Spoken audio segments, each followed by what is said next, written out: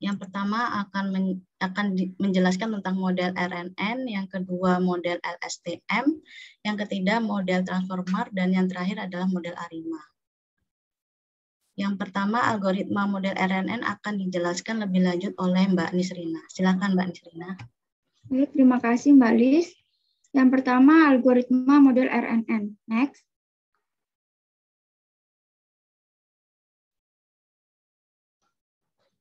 Pengertian RNN.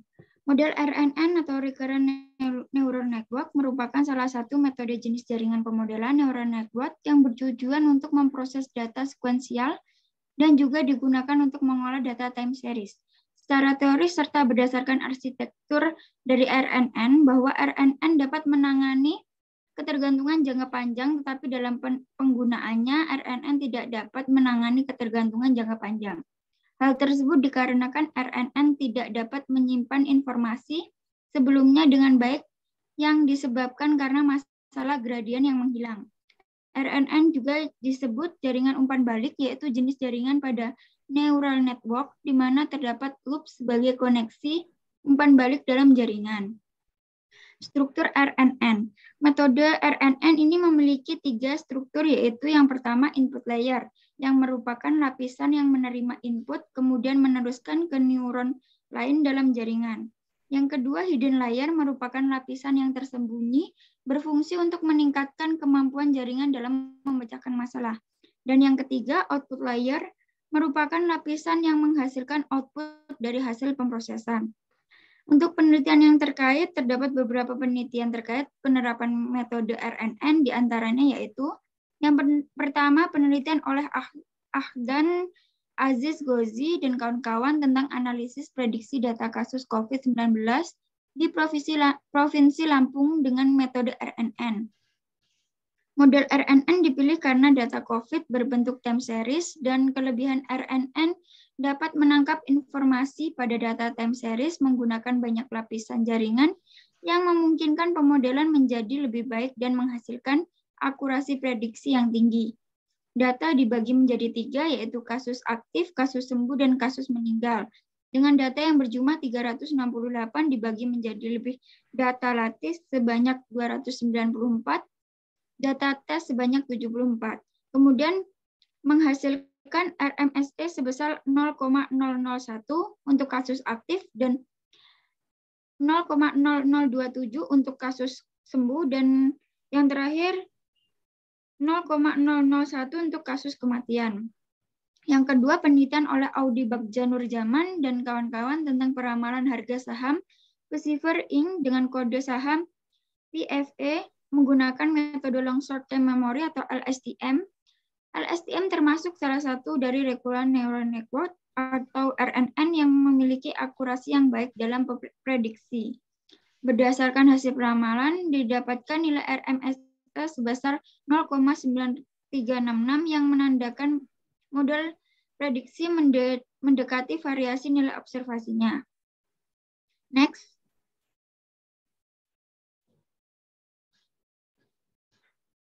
Kemudian langkah penerapan metode RNN. Dapat dilihat pada gambar, terlihat bahwa lingkaran hijau merupakan input layer atau masukan data yang akan dilakukan komputasi pada RNN. Setelah itu masuk ke lingkaran biru yang merupakan hidden layer, terlihat pada garis looping yang kembali ke lingkaran biru tersebut. Pola looping ini memungkinkan RNN untuk menyimpan ingatan sementara yang nantinya akan dipakai dalam pemrosesan data berikutnya. Dan juga yang terakhir adalah output layer yang nantinya adalah hasil dari proses komputasi RNN. Kemudian pada gambar one-to-one, model memproses satu input dan output yang dihasilkan juga satu. Untuk one-to-many, inputannya hanya satu, namun dapat menghasilkan banyak output. Many-to-one, model memproses banyak input, namun output yang dihasilkan hanya satu. Dan yang terakhir, many-to-many, input dan outputnya adalah data sekuensial yang jumlahnya banyak. Pada jenis ini, output yang dihasilkan tidak harus sama dengan jumlah input.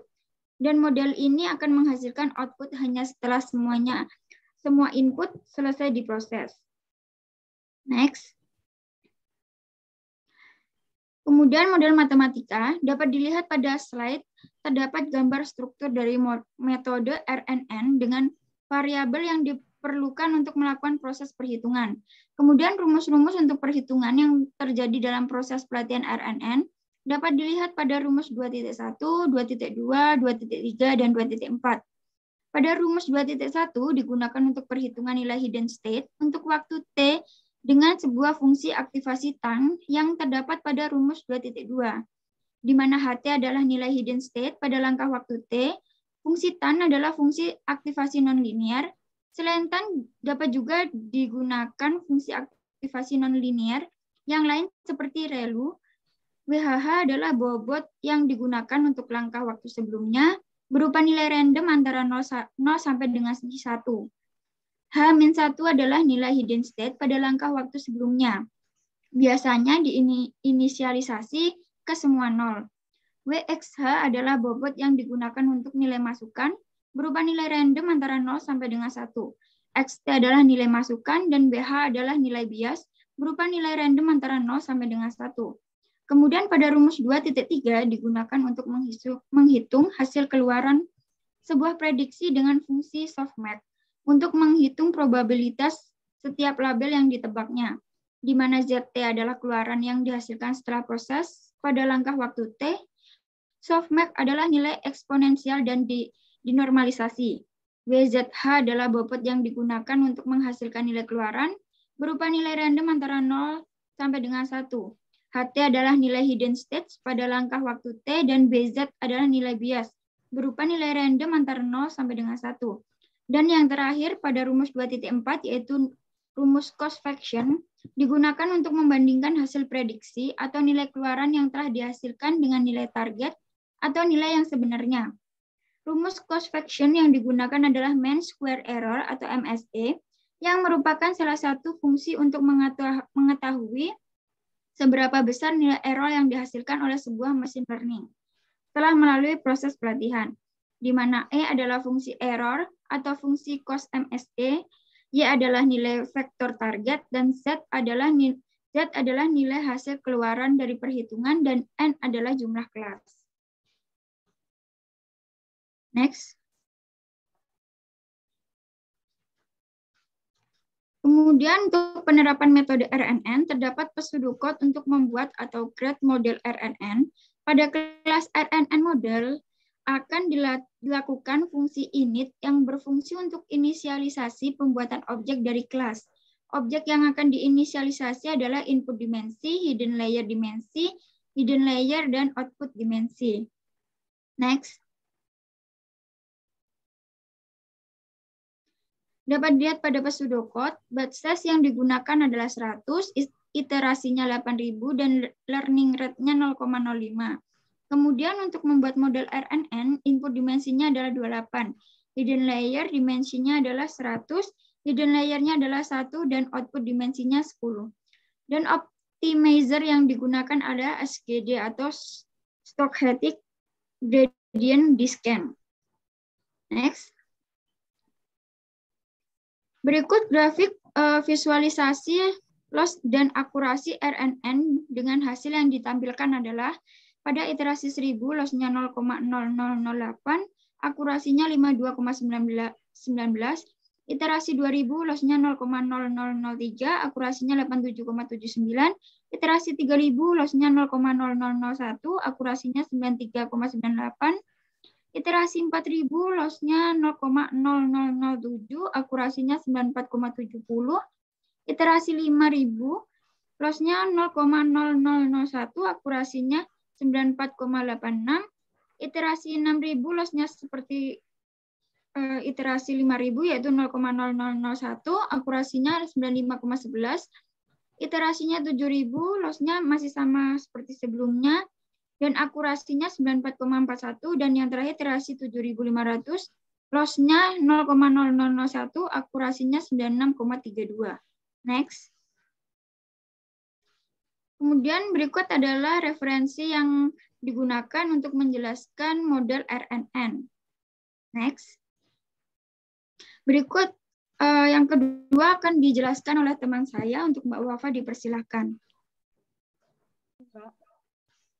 So for the second algorithm we will present is the LSTM model.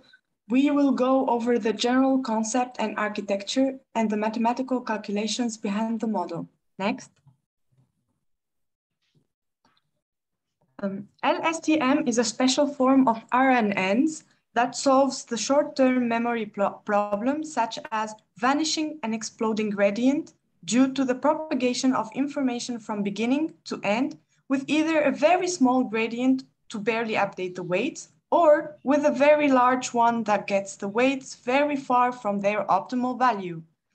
The second problem that LSTMs were designed to solve is the difficulty to process very long sequences. Take a small example. RNNs are good with short sentences, like, for example, the sky is, and then predicting the word blue. Whereas when we add some context to the sentence, for example, right after the eruption of the volcano, the sky is snowing ash and the sky is, the logical answer would be gray, but then RNNs would probably propose blue. Next. LSTMs are usually used for speech recognition, text generation, Q&A chatbots, and translation. Next. Illustrating LSTM functioning in a small example of a review analysis, like shown in the picture. Here we have a review of a restaurant. The way LSTM works, next, is that it keeps or remembers the important words in a review to capture whether it is a positive or negative one. Examples of words that are captured by the LSTM model are great, cheap, loved, recommended. Next. Okay, now let's see the structure of an LSTM and how it is efficient in solving the short-term memory. It has almost the same control flow as RNN in a way that it processes data sequentially, sending information from one cell to another. The difference is the operation within the LSTM cells. Next. Now let's see the structure of an LSTM and how it is efficient in solving the short-term memory. It is composed of a cell state, a forget gate, an input gate, and finally an output gate. Next. Cell state acts like a transport highway for information across the sequence of cells.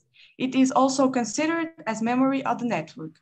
Moving through the network, information gets added or remembered, or else removed and forgotten. Next.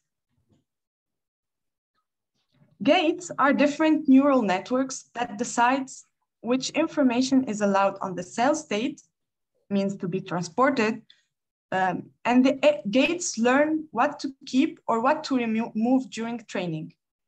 Gates contain sigmoid and tanh activation function. Next. And this is a sigmoid activation function that squishes values between 0 and 1. Next. Here is an example of squishing values from 2 and minus 0.6 to 0.8 and 0.3. Next.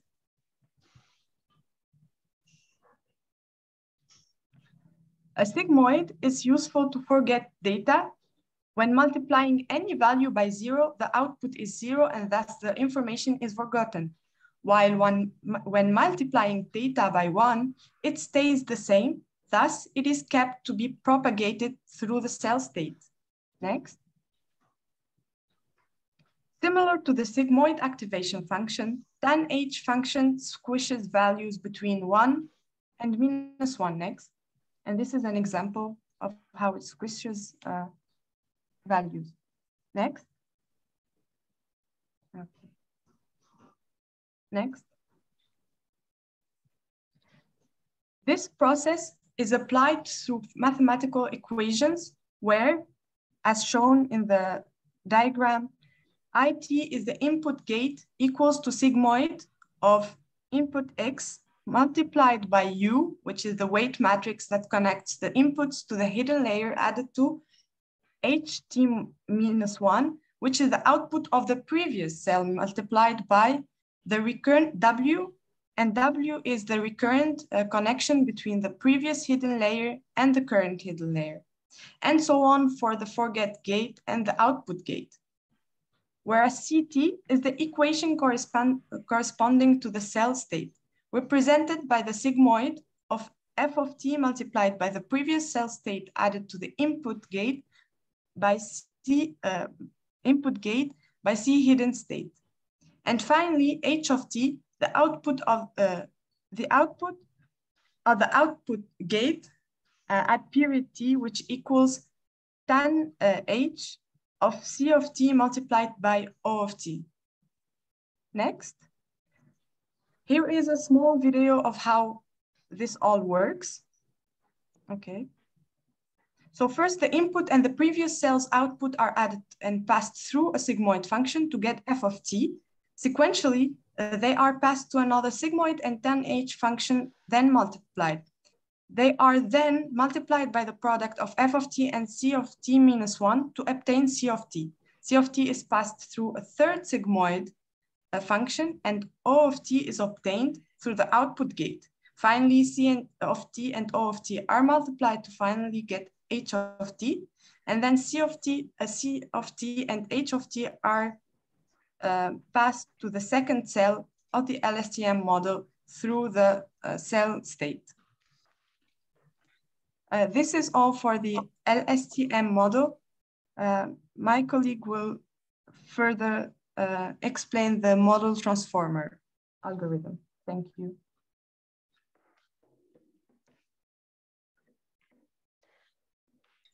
Ya, selanjutnya mengenai algoritma dari model transformer.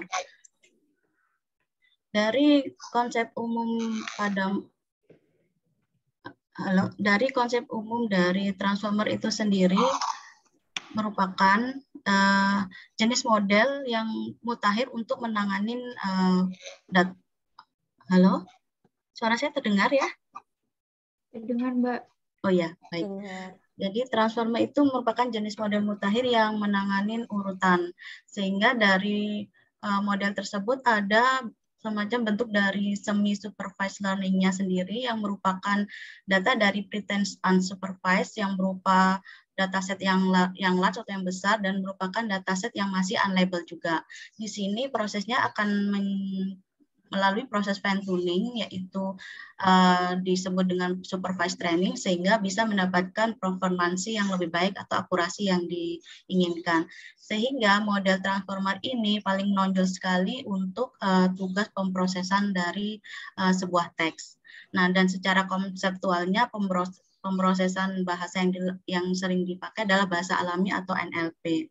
Di dalam model transformer ini terdiri dari dua bagian, yaitu bagian encoder dan decoder, di mana di bagian encoder ini ada inputan sequence yang diberikan, lalu dalam proses encoder itu sendiri akan di-generate sebuah lapisan encoding, di mana nanti turunan yang dihasilkan itu akan dimasukkan ke dalam decodernya.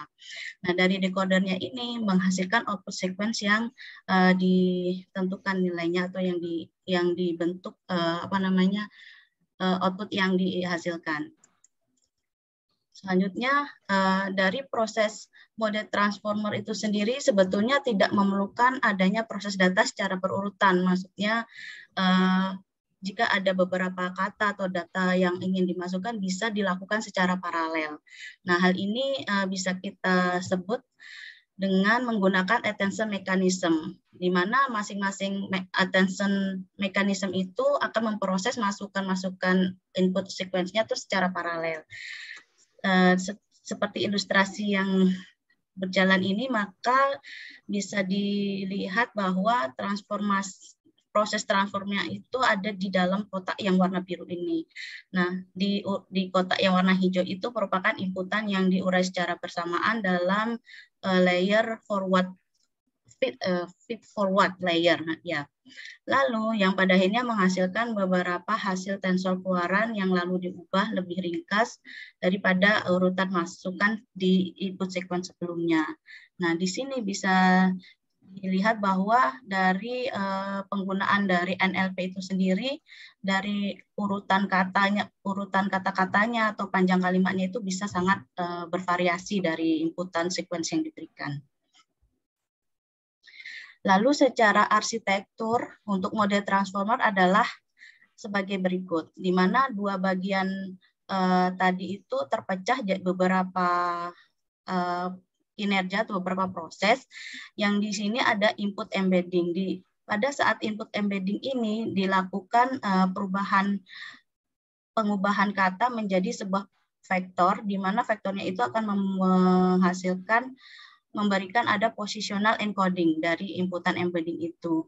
Nah, lalu dari positional encoding yang ada itu akan dimasukkan kepada layer multi-head yang sudah berupa vektor inputannya, itu akan diproses pada layar multi-head attention ini, lalu selanjutnya akan dilakukan proses feed forward layer, yang mana hasil output dari feed forward layer ini akan dimasukkan ke dalam bagian encoder. Nah, di bagian encoder ini inputan yang sudah menjadi attention multi-head-nya itu akan diproses kembali sehingga tidak terjadi berurutan pengulangan. Dan di sini ada proses yang namanya encode decoder attention di dalam layar decoder, di mana itu yang akan enkapsulasi kata-kata yang dimasukkan dari dari bagian encoder sebelumnya, sehingga nanti proses dari output decoder itu akan masuk ke dalam layer yang namanya layer linear dan akan masuk lagi ke dalam layer softmax yang akan diperhitungkan probabilitasnya atau klasifikasi yang diinginkan outputnya. Berikut secara mendalam dari algoritma vanilla transformer yang saya ambil modelnya mengacu pada paper dari Vaswani tahun 2017. Di sini secara lebih detail lagi ada beberapa elemennya, yaitu X di sini merupakan nilai vektor yang diberikan. Lalu dari sini ada W di sini adalah nilai weight, di mana nilai weight ini akan dilakukan perhitungannya yang memiliki 3 elemen utama, yaitu K, queries, dan vektor. Dari nilai K dan query ini akan memiliki perhitungan tersendiri yang mana perhitungan ini akan membuat suatu score attention yang disebut score attention. Score attention ini akan diolah menjadi bentuk skala pengukuran yang ada dengan dibandingkan nanti nilai value yang sudah dimasukkan juga. Nah, dari proses setingkat ini bisa dilanjutkan ke layer berikutnya, yaitu layer yang decoder tadi. Nah, secara lebih detail lagi prosesnya seperti begini. Misalkan ini adalah kata all. All di sini kita sebut sebagai data string, di mana data string ini di-embedded lalu di-encode embedding menjadi nilai faktor yang di sini merupakan token yang akan diberikan value-nya, dan weight di sini akan yang menghitung nilai query, nilai K-nya, dan value-nya. Nah, di sini tadi ada proses perhitungan dari query dan K, sehingga untuk scaling vektor untuk mendapatkan masuk ke dalam perhitungan softmax, maka dilakukan scaling kebalikan dari faktor nilai K-nya. Sehingga di situ akan terlihat bahwa nilai weight yang dihasilkan berupa 1.0. Nah,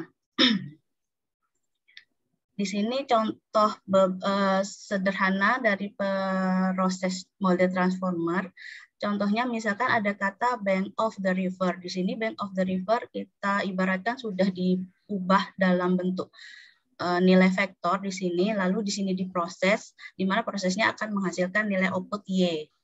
Nah, nilai vektor yang berada di tengah-tengah ini kita coba berikan value-nya weight yang dihitung, sehingga secara normalisasi nilai perhitungan weight-nya akan menghasilkan dari masing-masing kata ini atau masing-masing metrik kata yang dihasilkan menjadi W1.1, W1.2, W1.3, W1.4. Ini hanya dicobakan pada vektor pertama. Jika dicobakan pada 4 vektor yang ada, maka bisa ditulis persamaannya sebagai persamanya yang Y1 sampai Y4 ini. Nah, jika ada nanti ini satu kalimat bank of the river ini bisa diproses dalam sebuah attention mechanism, sehingga nanti beberapa kata-kata yang diuji coba juga lagi bisa kita bentuk sebagai yang namanya self attention. Nah, dari encode layer yang kita coba tadi secara penggambarannya itu bisa terlihat seperti ini. Jadi masing-masing kata string lalu dinilaikan, lalu di sini ada masuk ke yang feed forward layer yang akan dihitungkan keluar nilainya sehingga bisa masuk ke input selanjutnya. Input selanjutnya adalah yang di decode layer. Di decode layer ini sudah menghimpun nilai-nilai query, value, dan key-nya, sehingga nanti itu akan diproses kembali ke dalam encoder, decoder, attention-nya. Nah, di sini secara umumnya itu hanya membentuk encoder, decoder, lalu outputnya linear layer dan softmax. Di mana nanti layer linear ini mengubah nilai faktornya yang sudah di decoder itu mengubah ke dalam bentuk kata kembali.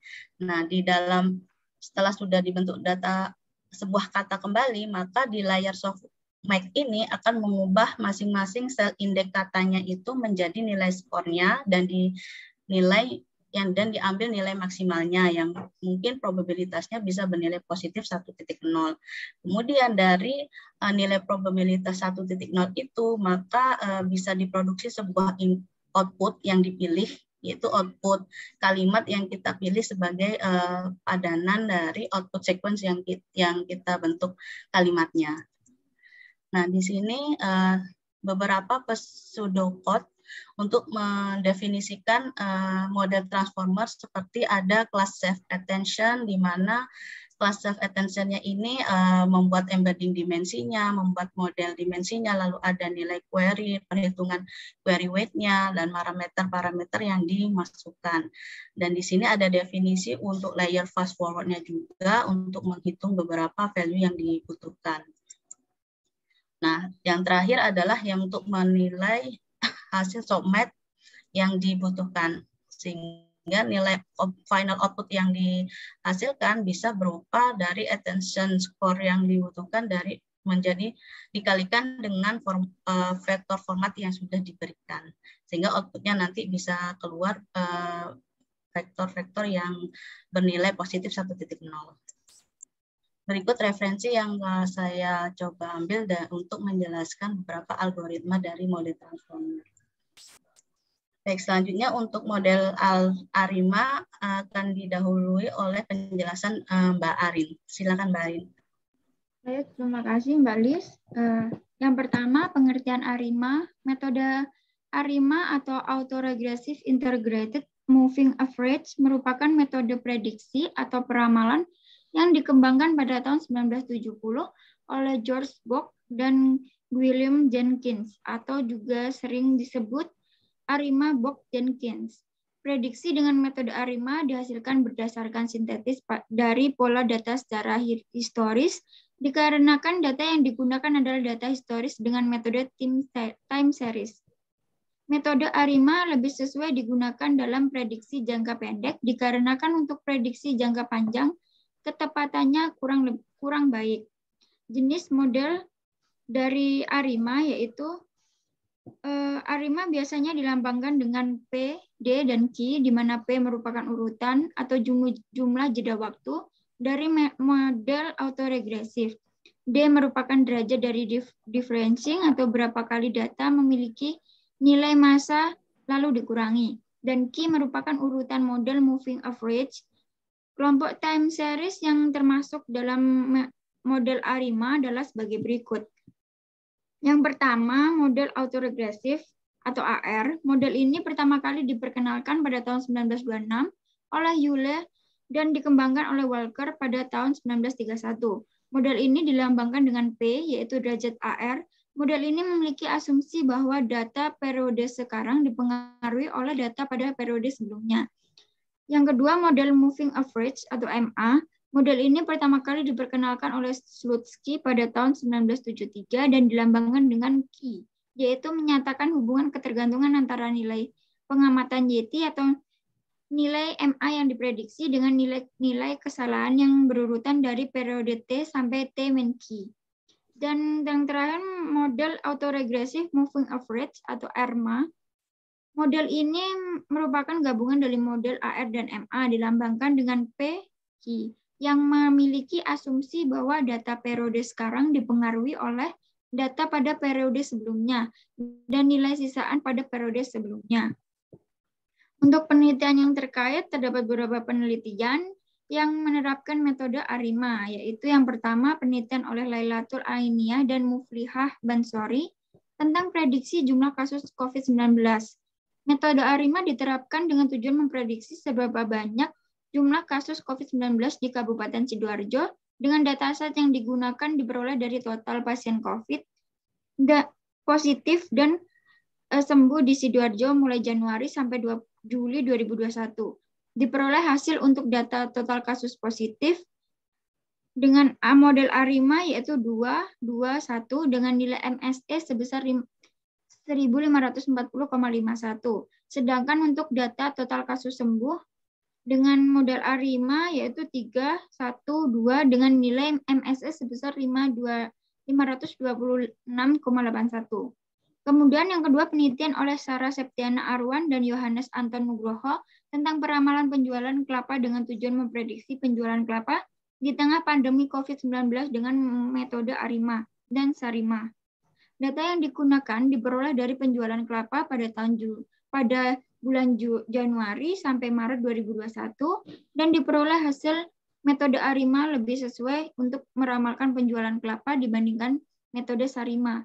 Dikarenakan metode SARIMA tidak memenuhi peramalan dan pada pengolahan data uji signifikansi tidak terdapat model SARIMA yang signifikan. Next. Kemudian langkah-langkah untuk menerapkan metode ARIMA. Untuk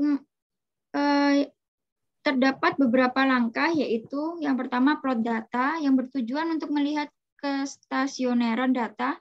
Salah satu cara untuk menghasilkan data yang stasioner adalah dengan metode pembedaan atau differencing.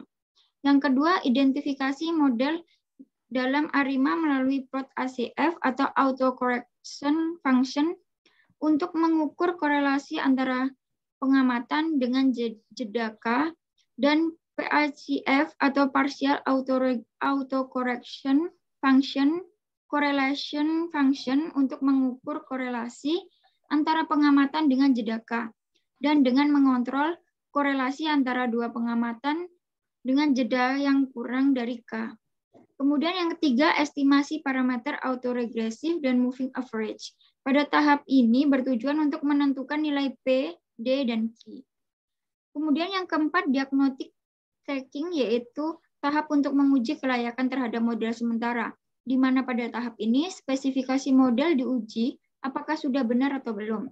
Dan yang terakhir melakukan peramalan, yaitu pada tahap ini dilakukan validasi prediksi dan menggunakan model terbaik untuk memprediksi. Next.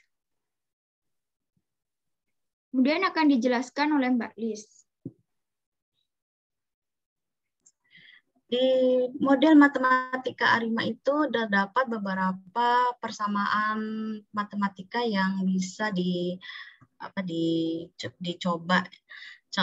Persamaan yang pertama itu untuk menghitung atau digunakan kombinasi yang 3 komponen yang tadi sudah disebutkan oleh Mbak Arin, sehingga di sini ada variabel yang akan menjelaskan bagaimana data time series itu dimasukkan ke dalam persamaan, sehingga ada parameter P di sini ditambahkan ada parameter P di sini dan parameter Q serta parameter D atau time series itu sendiri.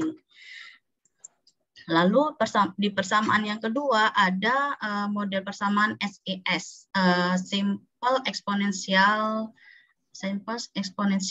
begitu, yang melakukan dekomposisi data time series menjadi dua komponen grup, yaitu komponen grup adiktif dan komponen grup multiplikatif, di mana dari model grup adiktif ini nanti nilai tren musimannya itu akan bernilai lebih relatif konstan di periode tertentu, dan nilai multiplikatifnya itu bernilai menghasilkan nilai variasi tergantung terhadap perkembangan dari time series di periode tertentu juga.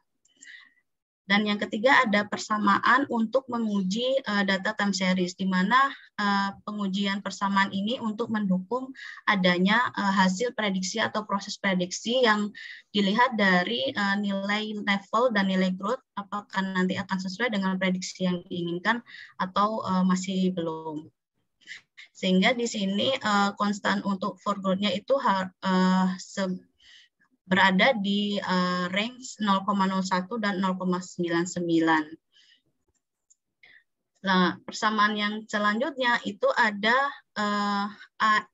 AIC, yaitu IKK Information Criterion, yang mana kriteria ini tuh digunakan dalam autoregressive model sebagai hasil seleksinya, yang mana IC ini untuk menghitung hasil akurasi dari prediksi yang sudah dilakukan sebelumnya, sehingga nanti akurasi hasil analisa prediksinya itu bisa terlihat bahwa memaksimalkan akurasi yang ada dengan perhitungan persamaan IC ini.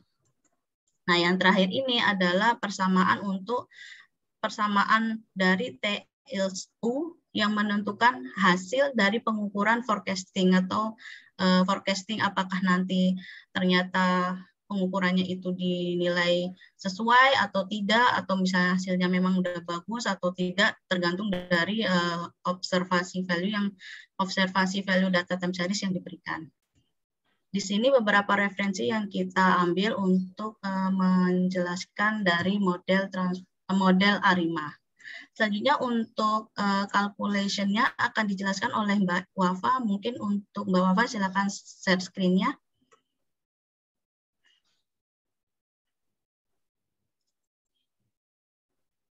Baik, terima kasih Mbak Liz.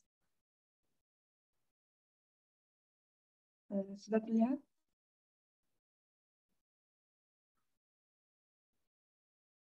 Okay. So for this example of manual calculation using Excel, we chose an ARIMA 110 with a constant. The first one is the first order regressive model. It is also one order of differentiation or integration, and a zero lagged forecast or error.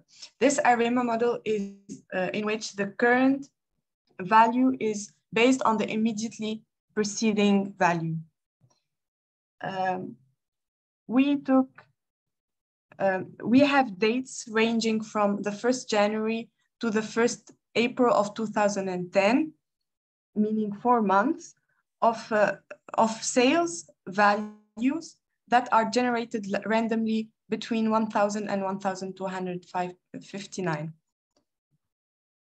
First, for our